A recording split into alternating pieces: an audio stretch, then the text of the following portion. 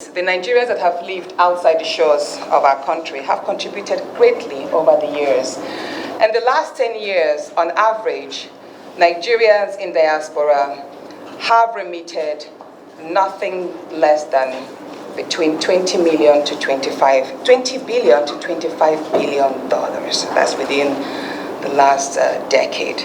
And most of these monies have actually been lost in transmission due to one issue or the other, in particular with regards to the transmission process.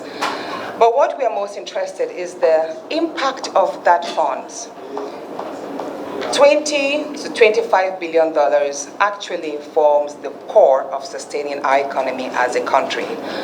And in some instances, especially in the year 2020 and a year before that, 2019, the remittances that came in from the diaspora community actually outmatched the revenues generated from the oil and gas sector.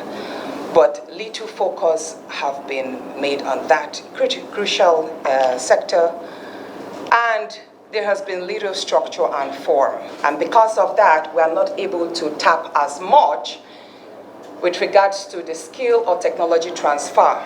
So what we are going to do as the chair of this committee, together with my deputy and the good members of this committee, is in the next few weeks and months, we're going to see how we can identify structures and processes that will help shaping the diaspora community so that whatever one will be able to identify some of the problems, especially with regards to the cost of transfer.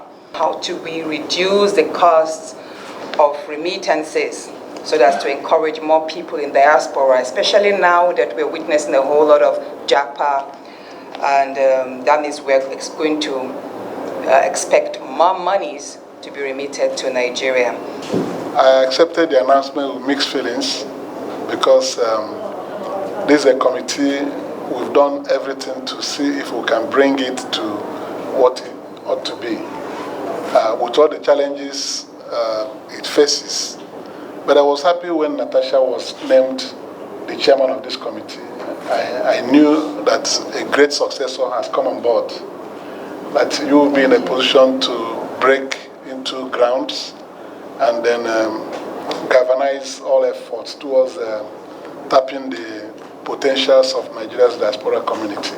Despite oil and other resources, the people of Nigeria are actually our greatest asset. The skills, intellect, and ability that Nigerians display all around the world puts us in a position easily as one of the leading nations in the world.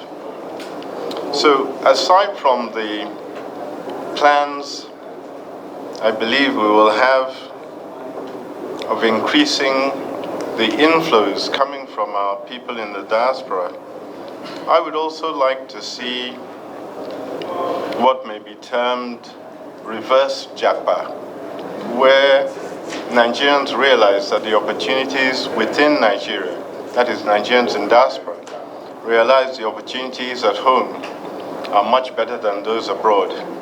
And we now start to see Nigerians coming back into the country to build our country to a level where we become one of the leading nations in the world.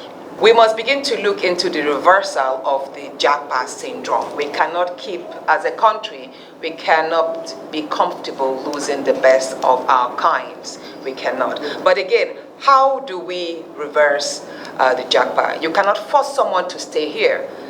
I always believe that patriotism is earned, not forced. And there we have also identified a few steps that we can build our economy here using our diaspora energy. There are many bankers who are in diaspora. They'll come back and run their bank. So their money will be with them.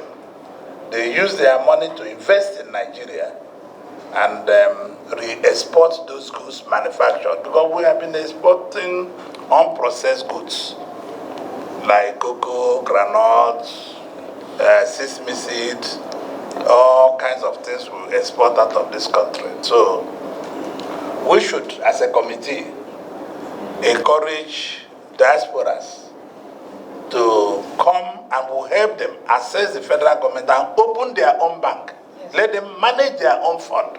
We don't need anybody to manage the fund of diaspora. We're also going to look into the welfare of diasporas, especially in the wake of the Trump's policies in America. We know there's a whole lot of confusion.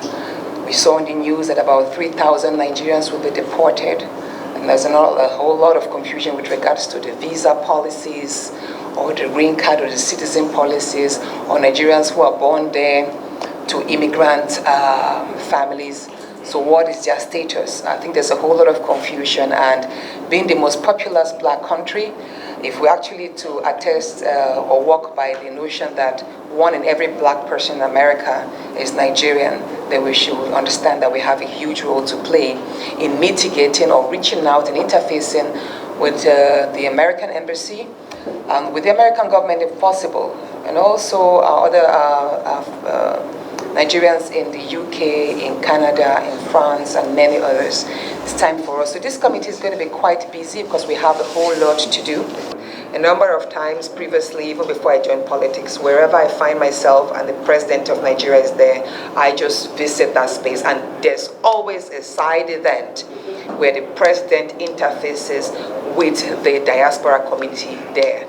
Either the businessmen or the expert or even students, they always have that session. And if we have ourselves attend some of these meetings, we will be able to better understand their concerns and firsthand experience the commitment of Mr. President to the various Nigerians in the respective countries, and back in turn help shape policies and laws that will create synergy between Nigerians in diaspora and Nigerians here.